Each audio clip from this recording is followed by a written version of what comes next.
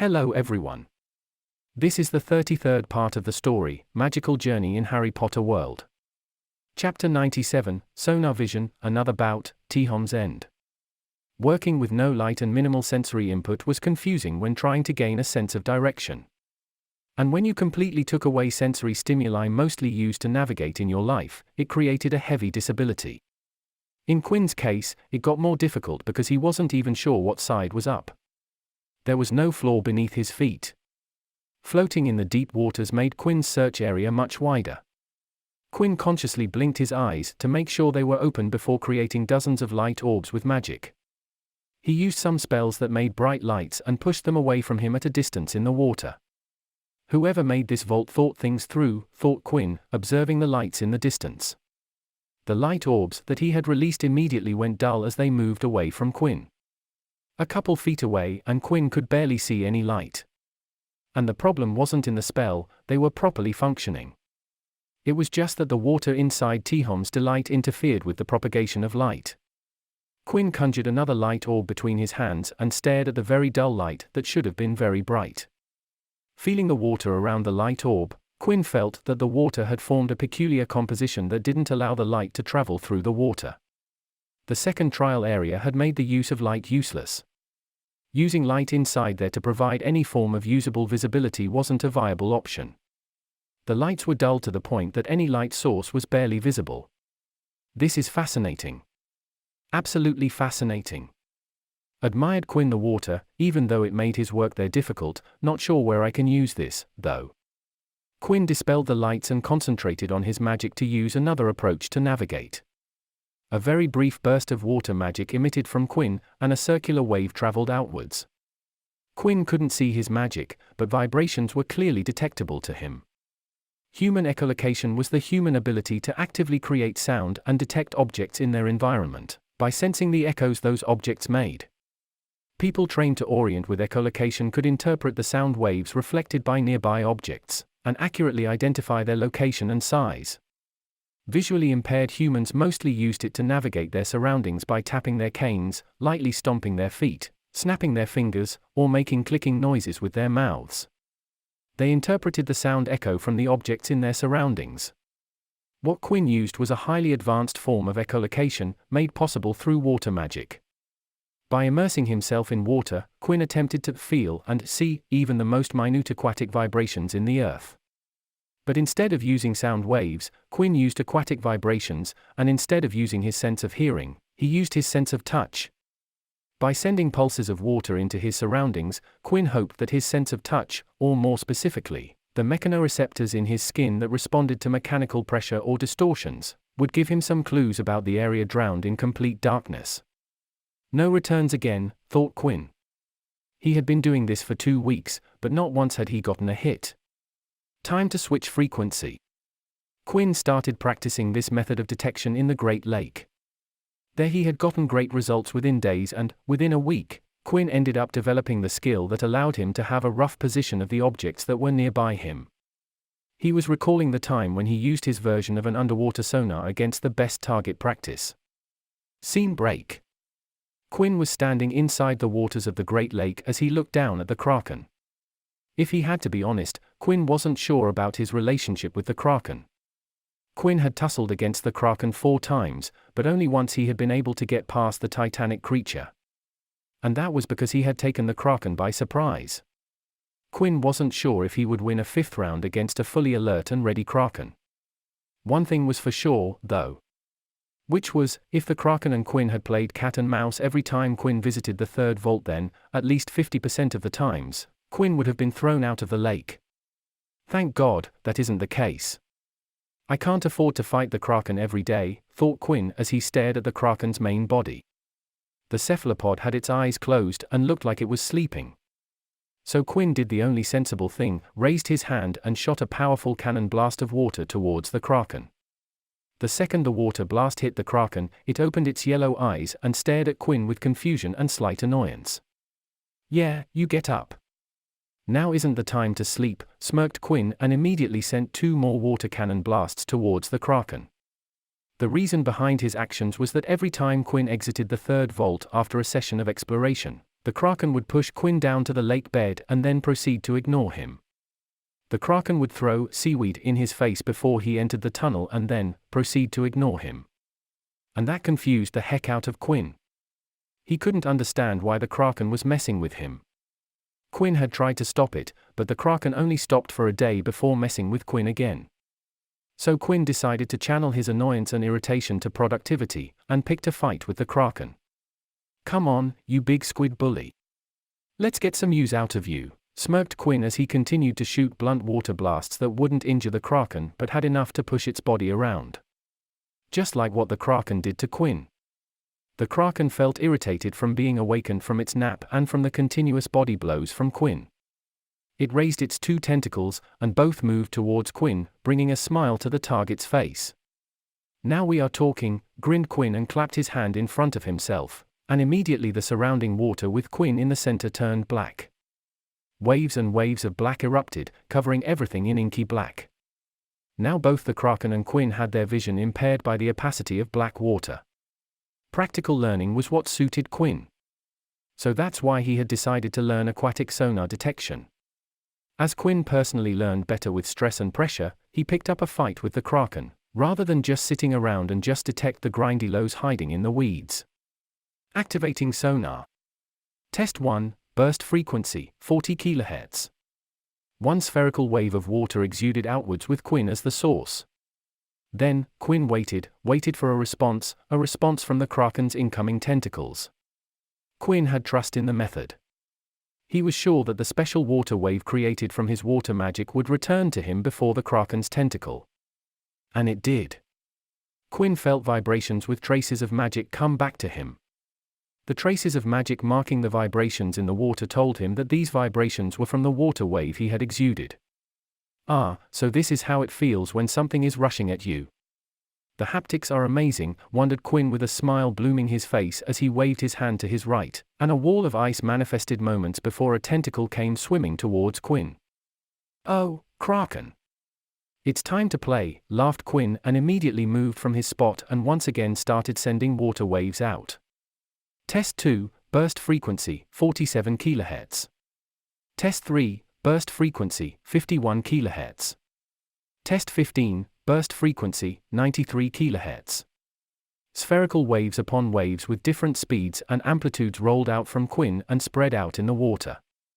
Every different frequency of the water wave sent back distinct vibrations, so when Quinn's haptic sense sensed them, he saw something miraculous. Quinn received tons and tons of vibrations that he would feel against his skin.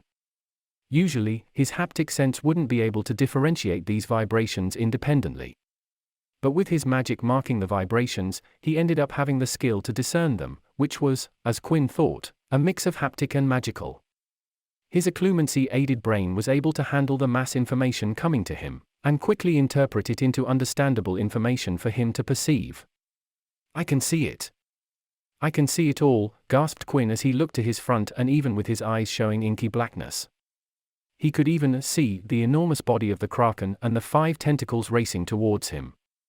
It was like another world had been opened to him. Quinn could see his surroundings in all directions instead of just the normal span in front of him. The ability to observe both in the front and the back was an amazing and novel experience that Quinn absolutely loved. He detected every tentacle and could see them as they closed on him. Quinn readied his magic. He didn't use ice magic to block the tentacles, but decided to go with the riskier option and evade the tentacles by swimming through the incoming entanglement of tentacles. The water magic, which struggled against the Kraken's tentacles' speed, had been tempered against the chaos of Poseidon's wrath, so it was no longer the same. All the time Quinn had spent working out on harsh waters made swimming inside water much easier. Water undulated around Quinn as he darted in faster than any creature inside the Great Lake. The water magic user swam quicker than the fastest non-magical fish, the black marlin, which had a top speed of 129 km per hour. He swam at a pace of over 200 km per hour. With abnormal dexterity and speed, Quinn, twisted and turned around by the 5 tentacles, avoided every single of them by inches. With every passing second, Quinn's mind ran at a faster speed than before. It computed and calculated, and he made micro-decisions as the frequency, speed, amplitude, density of the waves that changed. With every adjustment, Quinn's vision became better and sharper, which allowed him to truly see. It was instinct. It was intuition. It was magic. The Kraken, who had been trying to get back at Quinn for waking him up, felt a little frustrated because of the black water. The black water didn't hinder it that much, but the Kraken was sure that this was why it wasn't able to catch the tiny human.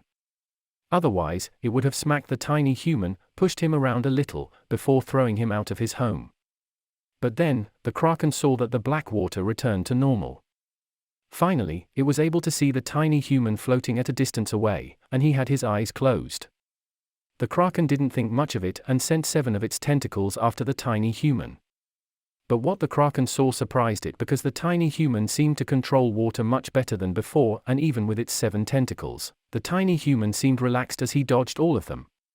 8. 9. 10 tentacles were sent after the tiny human, but the tiny human dodged every one of them without a problem. Even when it increased the speed, the tiny human continued to swim around its tentacle and refused to come into its grasp. It was at that time that the Kraken's 5 hearts started to beat faster. It had been a while since the mighty beast of the water had felt this way. Even though it liked to live harmoniously and spend its time in peace. The titanic creature was, as its name suggested, a Kraken. It was the legendary creature that was famous for sinking ships. Now seeing something that it couldn't catch, the Kraken became excited, and the natural, primal instincts came up to the surface. The Kraken wanted to go all out. It wanted to face the challenge of the tiny human. No. The special human. Yellow eyes shined with rigor, and the lake shook. Uncountable tall, massive tentacles fully came out and raised themselves, fully showcasing the legitimate size of the titanic creature. The grindylows all around scurried into their weed homes because of the tremors in the lake. The fishes panicked as they ran to find places to hide. In the distance, the merpeople in their village looked in the Kraken's direction with fear. Quinn, who was now exclusively using the water sonar vision to perceive his surroundings, felt the tremors from the Kraken and had to adjust his magic to work in the great disturbance, and what Quinn saw shocked him. Before, he had thought that the Kraken was already a giant. But now, with it standing tall with all of its tentacles out, Quinn finally understood that the creature in front of him was a titan on a different level. It was so shocking that Quinn opened his eyes to actually see the Kraken, and he wasn't disappointed because the Kraken was absolutely massive. Instead of feeling scared and regretful about his decision of provoking the Kraken, Quinn's heart pumped hard as an enthusiastic grin stretched on his face. The water around Quinn erupted with energy as he laughed in the water and felt the rush of excitement. He closed his eyes as waves of water restarted going out. The sonar vision returned as Quinn yelled, "Yeah, come on." That day, the Great Lakes residents spent the day in anxiousness, as tentacles, masses of ice, and undulations of water shook the entire lake. Scene break. The day Quinn battled the Kraken while the legendary beast tried to catch him for over an hour was definitely one of the highlights of his year. The progress he had made that day was so extensive that Quinn felt he hadn't learned something so quickly in his entire life. The only thing that he could compare it with was the month Quinn spent regaining his magic. But right now, even that progress wasn't enough, as Quinn was struggling inside Tihon's delight. The vibrations ain't returning, sighed Quinn as he kept on sending more and more waves out. The waters in Tihon's delight were eerie still, and unlike the Great Lake, Quinn couldn't sense any ambient vibrations that weren't traced by him. The natural water vibrations gave Quinn a passive aquatic sensory vision, while his marked vibrations gave him the specifics and increased his perception to another level. But there was nothing in Tihon's delight. No vibrations at all, nothing that would give him any clue about his situation. Even the feedback vibrations that were caused by his water magic didn't return to him. "I'm so lost," murmured Quinn as he crossed his legs in lotus position and sat down. Quinn tried to swim in one direction to see if he could reach some kind of edge, but after spending a 3-hour session swimming that way, Quinn ended up without finding any sort of edge or boundary. Maybe I should send out stronger waves, theorized Quinn as he thought about how to clear this room. But how do I keep them stable? Stronger and larger waves collapse into themselves. Tihon's delight made people clear their heads, let go of all thoughts and relax. And that was a feature of this trial that Quinn despised because of how it affected him. But the same feature was great when one wanted to think about problems. If one could concentrate, then the no external stimulation environment heightened the ability to analyze and meditate upon problems. And that showed, as Quinn arrived at a solution after thinking about the problem inside Tihon's delight. I need to increase the wavelength and amplitude of my waves for extra stability. Yeah, what was it? Yes, large amplitude ocean waves with certain shapes can propagate unchanged. Quinn had read about ocean waves while he was studying water magic, and, in there, it was written that certain oceanic waves could retain their shapes for a long time and travel enormous distances without losing their form. Without getting up, Quinn regulated his water magic and created a wave of water, with a large wavelength and amplitude so that the waves would have deep and long crests and troughs. He sent multiple spherical waves at regular intervals for half a minute before kicking back and waiting for the feedback.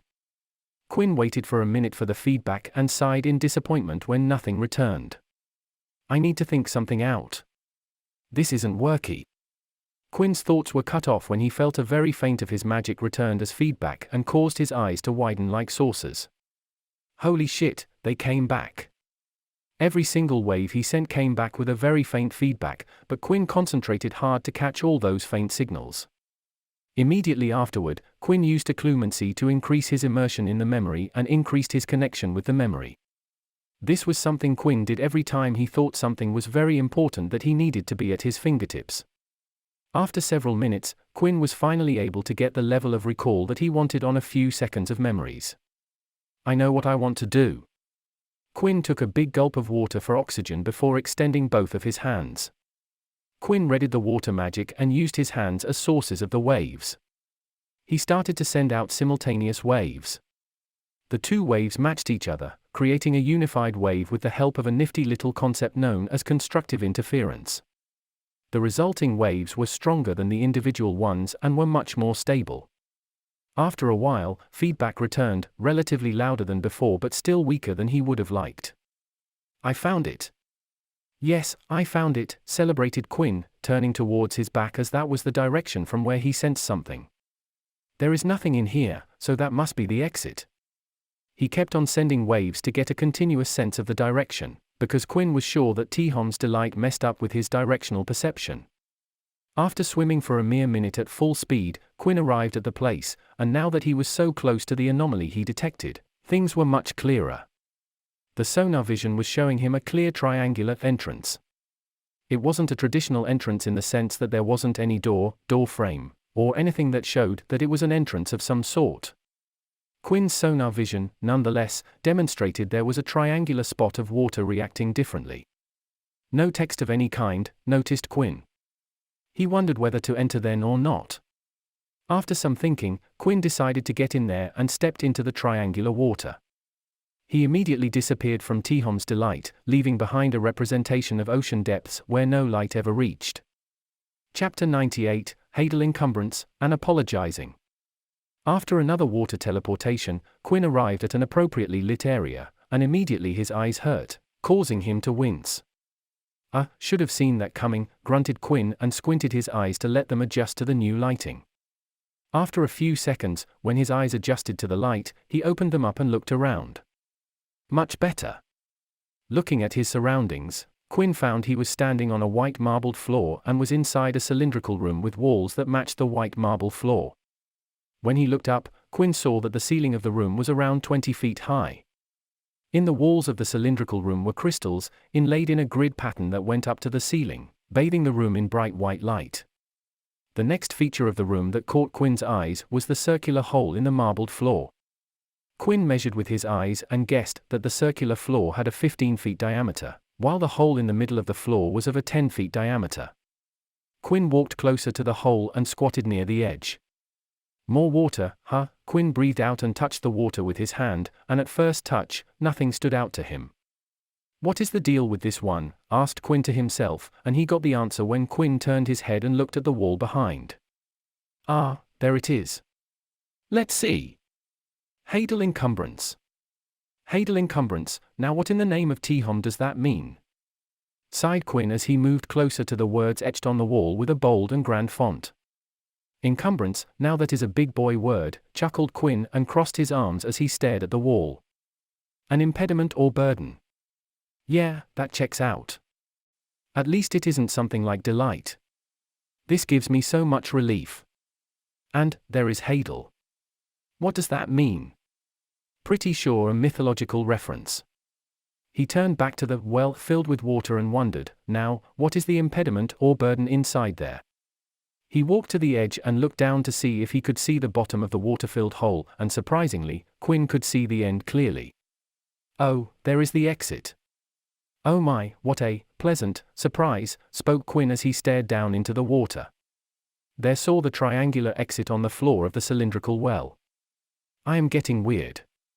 Why can't I just feel safe when I see positive signs?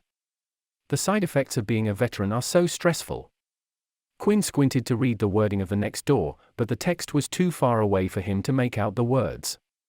I guess I would just have to dive inside to see the words clearly, hummed Quinn, and then rubbed the royal blue insignia on his arm, wondering about his next plan of action.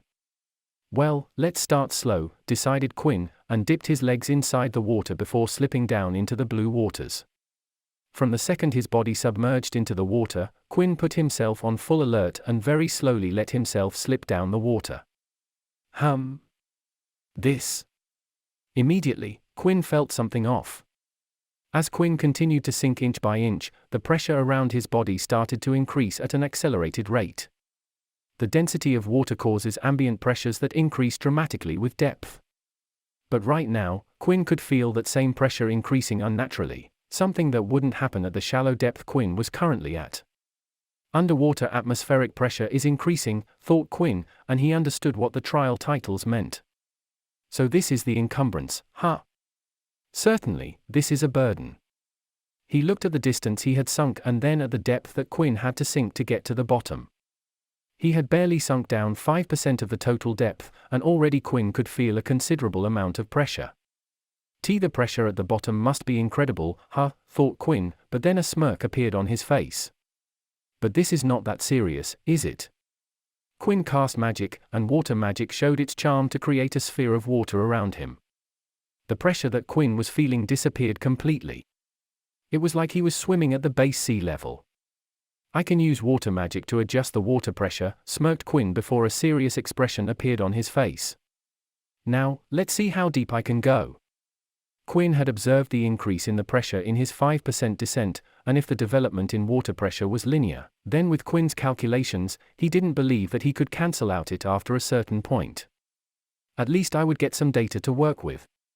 Quinn gulped in some water and restarted his descent. 10% mark, Quinn didn't break a sweat and continued on. What did the ocean say to the shore? Nothing. It just waved. Then it became salty because the land didn't wave back. 20% mark, Quinn had to put in some conscious effort to cancel out the pressure. A cube of ice flexed on a glass of water by saying, I was water before it was cool. 30% mark, Quinn began feeling some difficulty in cancelling out the pressure. The hipster fish didn't swim in the river because it was too mainstream. 40% mark, Quinn had his eyes closed to concentrate and was solely focused on resisting the pressure. How do you make holy water? You boil the hell out of it. 50% mark, the water sphere around Quinn maintained at normal atmospheric pressure and started to ripple at the boundaries. R.I.P. boiled water, you will be missed. 60% mark, the protective sphere around Quinn had reduced to half the size it was in the 50% mark and was rippling wildly at the boundaries, and it looked like it was going to collapse. Quinn didn't descend beyond the 60% mark, deciding to stay at the spot. Any more than that and Quinn wouldn't be able to keep normal atmospheric pressure. It would start to slip, and the pressure would increase. Some slippage wasn't bad, but it turned out that while the increment in pressure was linear, the slope on the graph was too steep. If Quinn went down from his current spot, the pressure would start to slip too quickly and cause complications inside his body. Nitrogen narcosis, the narcs, starts with the perception of euphoria and overconfidence but then leads to numbness and memory impairment similar to alcohol intoxication. Those symptoms were never a good sign and especially not in the current situation. If he took the chance and couldn't handle the pressure and then tried to come up a bit too quickly, Quinn would suffer from decompression sickness, or that bends, and excess inert gas left the solution in the blood and tissues forming bubbles. Since bubbles could be developed in or migrated to any part of the body, they produced many symptoms, and its effects may vary from joint pain and rashes to paralysis and death. His body could suffer from bone degeneration and could injure while he was inside the water. Those injuries might cause him to lose control of the pressure sphere and cause further complications. And above all of that, there was a danger of oxygen toxicity resulting from the harmful effects of breathing molecular oxygen at increased partial pressures. Severe cases could result in cell damage and death, with effects most often seen in the central nervous system, lungs, and eyes, which would be fatal in his current environment. Immediately Quinn swam back up, and because he was at normal atmospheric pressure, he was able to come out quickly without complications that deep divers needed to look out when emerging from deep down below. 60% cleared, not bad for the first try. I was totally expecting to escape using teleportation, laughed Quinn after taking deep breaths to recover from the relatively heavy magic exertion that was used to hold back the pressure. How much was that? 600 times the normal atmospheric pressure? How much is that? It is definitely more than the sperm whale can handle, shrugged Quinn because he didn't know the exact pressure values. I need to see how much pressure is that in terms of underwater depth levels. Overall, Quinn was feeling really good because, in a single day, he was able to clear Tihon's delight and had made substantial progress with Hadle encumbrance. This level of progress was first for Quinn. After the water wave sonar progress against the Kraken, things are going good for Quinn. Good job, buddy, laughed Quinn as he patted himself on the back before triggering teleportation insignia on his arm. Scene break. Quinn was reading his ass off in the Hogwarts library about how to deal with water pressure. He had books on water magic sprawled in front of him. Quinn had already gone through his own ever-growing collection and the books he could find in the room of requirements. The amount of information he had read on water magic increased by the day, and Quinn enjoyed studying water magic more than any magic he was learning these days. Quinn was so immersed in his reading that he didn't realize that someone had walked near his table. Quinn. The person frowned when Quinn didn't respond and continued to read. Quinn. The person called out again, and once again, Quinn didn't respond. So the person crossed to Quinn's side of the table and tapped him on his shoulder. West. Quinn trembled in his chair at the touch on his shoulder. His concentration snapped, and he returned out of the world of him and the book in front of him to hear someone call him. He turned and raised his head to see the person who called him. "Why would you call me by my last name?" asked Quinn with a frown of confusion marring his brows. "You didn't seem to respond to your given name." "So I thought you forgot it," humphed Daphne Greengrass with her chin raised. "All right, calm down."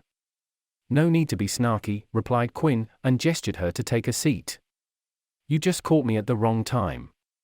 I wasn't cognizant of my surroundings. Please take a seat." Quinn took out his fake wand, and with a lazy swing, the books closed and set themselves into neat stacks at the side of the table. Another fake wave and a transparent dome manifested around their table, starting from the top and flowing down to the floor, before stabilizing and no longer visible. "What was that?" asked Daphne as she sat down in the chair opposite Quinn. "The dome that just appeared over us." "That was a simple privacy ward," replied Quinn as he placed his fake wand back into the wand holster. To be more accurate, it was a sound-isolating ward. Any sound that is made inside the cover of the dome won't get out. "We are going to talk, and I don't want Madam Pince hounding at us because we were making too much noise." "All sound?" inquired Daphne as he put some books on the table. "All sounds," nodded Quinn before elaborating.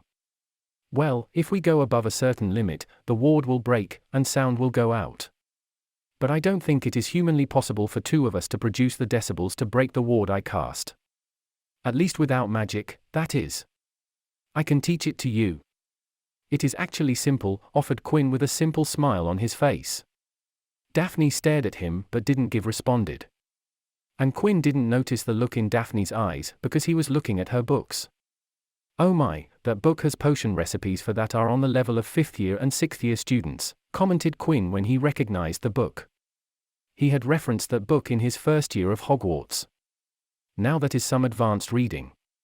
I have read it, so ask me if you have any problems." "You probably think that I won't be able to understand without your help, don't you?" asked Daphne with her eyes narrowing a fraction. Quinn, who had just offered help, stopped and stared at Daphne, confused at her words. But he could tell that Daphne wasn't happy with him. "I am sorry." "What do you mean by that?"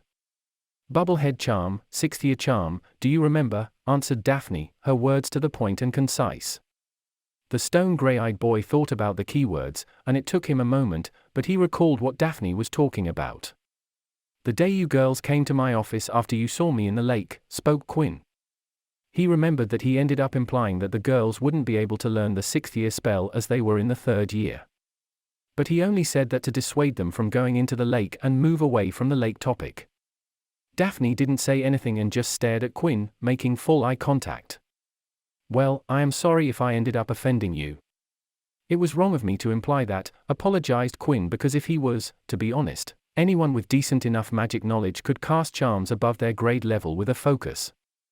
And now that Quinn thought about it, to him, who liked magic a bit too much, that sounded like a pretty intense insult.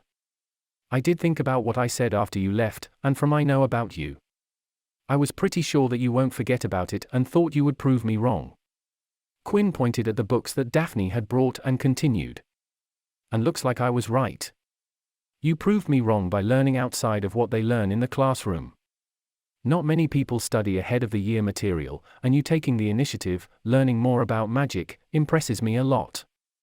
Quinn smiled broadly and wholeheartedly praised her. "So, Daphne Greengrass, I was wrong, and you can accomplish anything you want." A small smile surfaced on Daphne's face. "Good thing you understand." "It's a good thing, indeed," nodded Quinn in agreement. A distance away from Quinn and Daphne's table, two people were looking at the pair. "Both of them are smiling," said Tracy Davis, looking at the pair. "Yeah, they are," nodded Astoria Greengrass as she stared at her sister. "Daff smiling in public. Now, that is rare." "What do you think they are talking about?" asked Tracy, curious about what her best friend and her favorite Ravenclaw were talking about. Astoria shrugged before asking, "Does my sister like Quinn?" "You know, as in like." The sudden question surprised Tracy, but then gave it some thought before answering, "I am not sure. But between like and dislike, I will say that she definitely likes Quinn, but that is obvious. As for if she likes Quinn, that is a difficult question. She hasn't talked to me about any of that stuff." Astoria nodded, and the two continued to watch as Quinn chuckled, and Daphne still had a small smile on her face, but things changed quickly. "Oh, why is Daphne pulling out her wand?" "She isn't smiling anymore," Tracy asked at the sudden change.